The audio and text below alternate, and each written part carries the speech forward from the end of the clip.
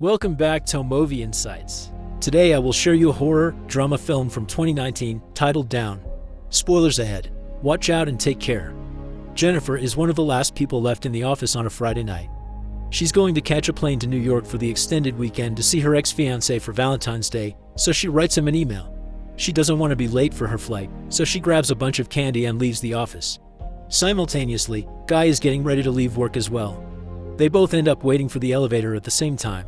Jennifer gets on the 49th floor and he joins her on the 42nd. Guy immediately starts chatting with her and joking.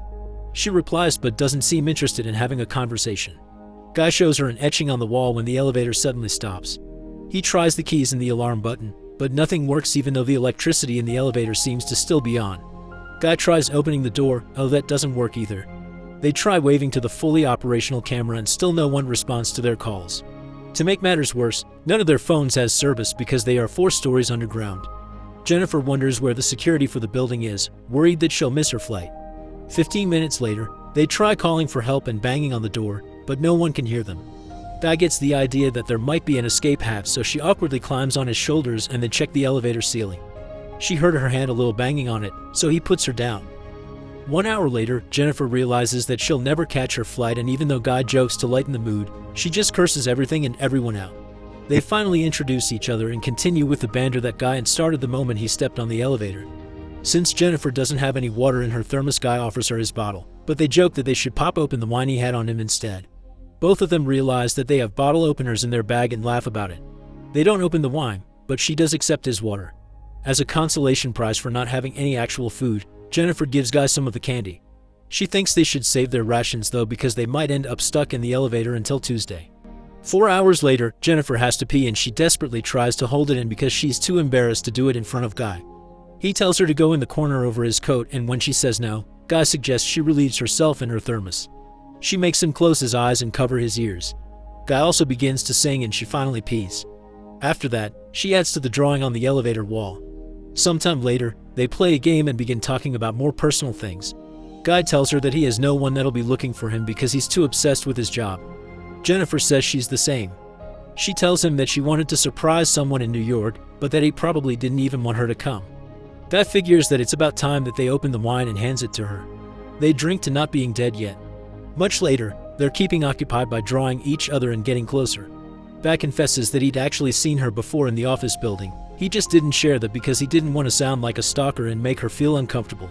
She doesn't take it as bad as he thought she would. In fact, she laughs about it. They finish their drawings and show them to each other. Her portrait of him is more on the jokey side while his is more serious. Jennifer apologizes and takes a photo of the drawing, saying she'll make it her profile picture if they survive. Next, they talk about food, and since they're both hungry, she asks Guy to change the subject. He lists off different things and she chooses to talk about making love, gets up, and turns her camera on him, asking about the dirtiest place he's made love before. Guy's a little shy, so she shares her story first. Jennifer tells him a story about one of her ex-boyfriends in college and the time they slept together in a library. When it's Guy's turn, he still doesn't feel like sharing his story because he thinks he doesn't have an interesting one. Jennifer tells him to make up one. Guy tells a story about a hot girl that wanted to be with him during a work picnic. He says that they got drunk, out in the car, and she begins to undress while he's driving.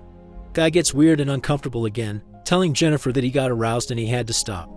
He apologizes because he thinks he crossed a line, but she says that it's cool. Guy approaches her awkwardly and kisses her, then begins to undress her. They make love in the elevator. After, Guy tells her that he could fall in love with her, but she gets away from him. Jennifer tells him that she wants to get back together with her ex. That was the reason why she wanted to go to New York and surprise him, to patch things up and make everything better. Unlike Guy, she thinks that even though their encounter was fun, they should just keep it casual because what she has with her ex is real. Jennifer is honest with him about how she feels and what her previous relationship was like.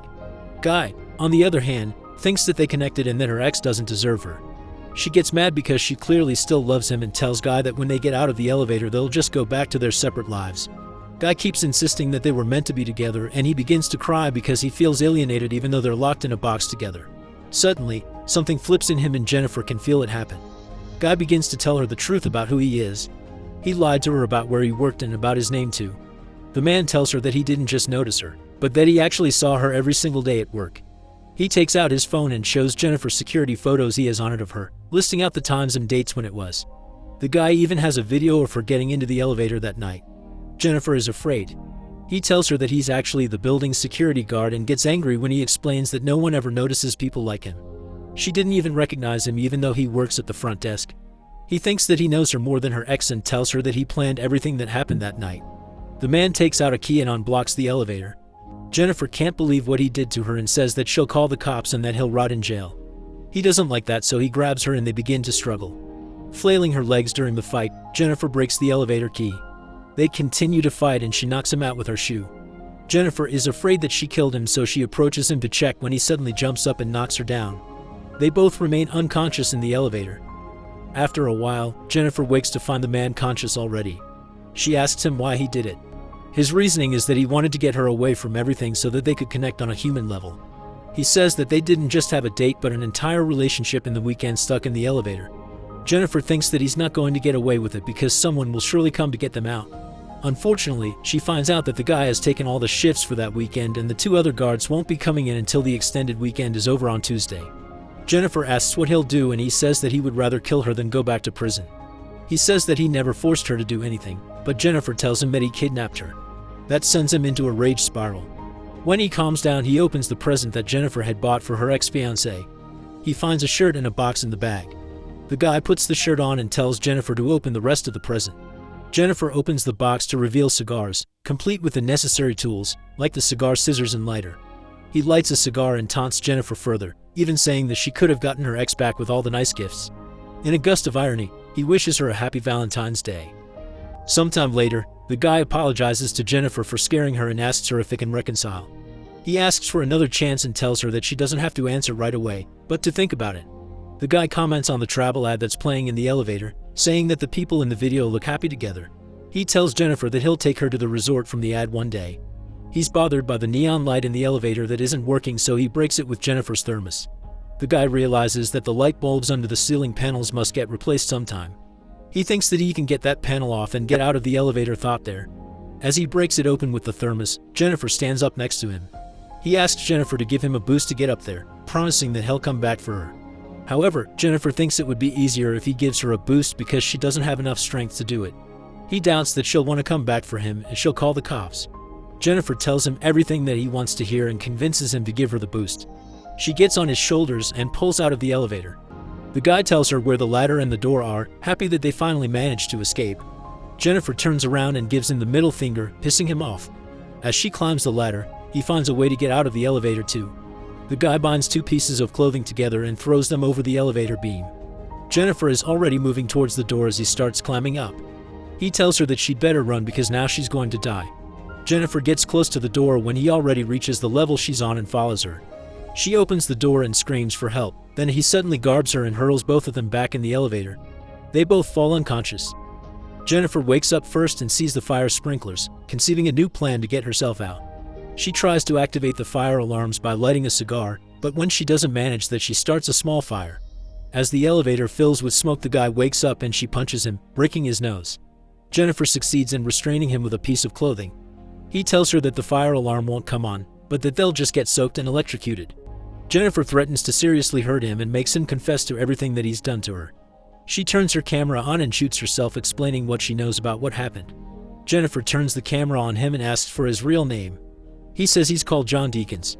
John confesses that he got them stuck in the elevator on purpose. He even etched the drawing on the wall. That Friday he used the key to stop the elevator while she wasn't looking. Jennifer makes him admit to trapping her in the elevator. John admits to trapping and kidnapping her. She keeps questioning him, so he confesses to the camera everything that he did to her, from hitting her head on the ground to throwing her against the wall. Jennifer asks why and John says that he just wanted a date with her. If he had asked her out normally, she would have turned him down. John tells her who he was before he became a security guard. He was an accountant that worked for a big firm and was a real hotshot. John tells her that the story about the girl in the car was true, but that it ended differently than what he implied. He ended up missing an exit and drove straight into a ravine. The car flipped 7 times until it was stopped by a tree. The girl was dead on impact. John got only 6 months in jail because he had the resources to keep himself out. When he got out, the only job he could get was as a security guard. After a few months, he wanted to be himself again and feel it for a little while. Jennifer still doesn't understand why he chose her. He says that it's because she's great. Monday arrives and they're still trapped. One of the other security guards, Eddie, takes his new girlfriend to the building to show her the roof. When they walk inside, he looks for John, and when he doesn't find him, he checks the security monitors. Eddie sees John and Jennifer are stuck in the elevator, waking them both up. Jennifer begs him to get them out of there. He tells her that he'll come down and get them out, while his girlfriend falls asleep on the couch. Eddie gets to the elevator and pulls the doors open with a crowbar. Jennifer wants to get out, but he tells her that he needs to open the doors completely first and moves away. Suddenly, John knocks her out. He tells Eddie that he's there and he gives John his keys. John tells him that it's not working and Eddie says he'll climb in to help them. He gets stuck in the elevator and sees that something has happened inside when John turns on the elevator and cuts him in half. He knocks Jennifer out again, then takes her to his car and puts her in the trunk. John goes back into the building and disposes of Eddie's body and his clothes. He cleans himself up and puts on his uniform, sliding a cigar into his pocket. When John gets to the front desk, he deletes all of the videos from the security cameras. Eddie's girlfriend wakes up and John kills her too, then drops her in the shaft as well. John gets to his car and takes Jennifer to a secluded location to dispose of her. He pours gasoline into a dumpster to prepare. Before he opens the trunk, John tells Jennifer that he still likes her and it's unfortunate they couldn't be together. Jennifer pretends that she's dead, and when John goes over to the dumpster, she hits him over the head, gets in the car, and starts driving. At one point, she stops when she finds the lit cigar in the tray. Jennifer starts backing up the car and rams into a terrified John. She comes out and sees that he's in the dumpster. Jennifer relights the cigar and walks away. Then she flicks the lit butt into the dumpster, burning John alive.